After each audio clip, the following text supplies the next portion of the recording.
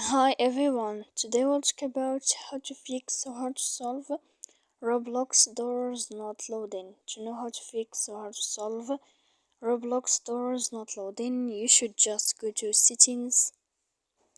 After that, in this page, you will enter to apps, default apps, app settings. Here in this list, you will enter to this window of Roblox. When you'll find this page of app info, you will click on first stop and you will click OK. Then we go to click storage. Here in this list you will enter to clear cache, and in the end of all these steps then you can turn on your phone. So please don't forget to support us by like and subscribe.